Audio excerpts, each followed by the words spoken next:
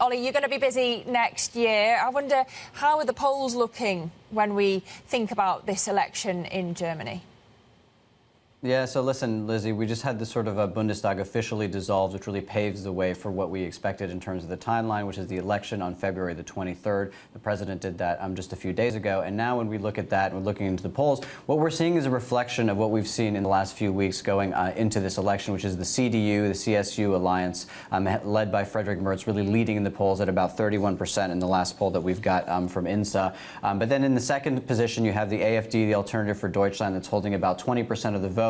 Followed then by the SPD, Scholz's party, to sort of end up in third place, and then sort of trailing that, the Greens. What becomes interesting now is that although you had this sort of election due to instability and a coalition that really just couldn't get along, you seem to have a situation where you're obviously going to have another coalition governing in the sort of country. And the sort of difficulty that you have this time around for the mainstream parties is that the AfD, the Alternative for Deutschland, a party that the entire political establishment in Germany has boycotted, has refused to work with, is now the second party in Germany, has about 20% of the vote. And to make things even spicier, Lizzie, we have had Elon Musk, who is not content to just wade into American politics, but also into German politics, doubling down this weekend, putting out an editorial in the Welt and Sonnendag, saying that the AfD, even though it is described as a far right, represents a political realism that resonates with many Germans who feel that their concerns are ignored by the establishment. It addresses the problem of the day without the political correctness that often obscures the truth. And just to sort of put a little bit of context as to why this sort of matters so much in Germany, the AfD, it's a very fraught issue for many Germans here. This actually led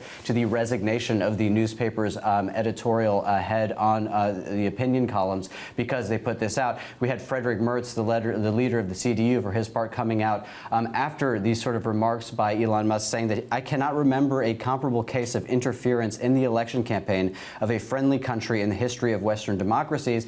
And again, when you look at sort of the AfD and what they are sort of proposing, there is obviously the very hard line on immigration. That is the sort of thing that has been adopted more and more by the CDU in the mainstream. But they want to withdraw Germany from the Eurozone. They want to exit the EU. These are some of the ideas that they're sort of campaigning on. So at a moment when you have a very sort of fractured political establishment in Germany, where it's certainly going to have a coalition, when you have about a fifth of the vote going to a party that wants to leave the Eurozone, hardly sort of bodes well for the sort of EU and the European project going into 2025.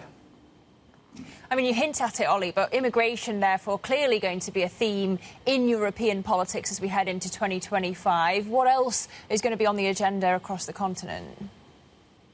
Yeah, so listen, Lizzie, I think that we would be remiss. I mean, it seems that everything is coming down to the budget these days because, of course, Germany and France and sort of broader Europe, growth is very, very slow. And that is making very, very difficult decisions to be made in terms of trade-offs for governments. And that is leading, as we have seen at the very core of Europe, to the collapse, yes, of the German government first, but then, the French government repeatedly. We're seeing it over and over again. They can't agree on a budget because the growth and the money is just not there.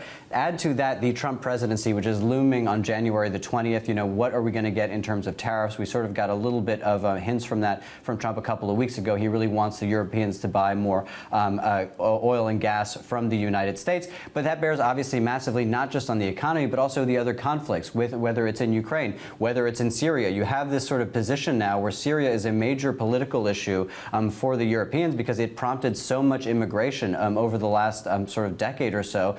And the question is, as Trump has said, he does not want to be involved in reconstruction. He does not want to be involved in Syria. This is yet another thing for the Europeans to pick up, to say nothing of some of the other sort of strange things we've been seeing in terms of election interference in Georgia and Romania, to say nothing, Lizzie, of undersea cables being cut, it seems, every sort of week. What you need right now is a unified, strong Europe. What you have is something very, very sort of different from that. I think the hope for the Europeans is that you get some kind of decisive outcome here in Germany, where you have Germany sort of in a position really coming from strength. But as we have enumerated, there's some obstacles to that really coming to be the case.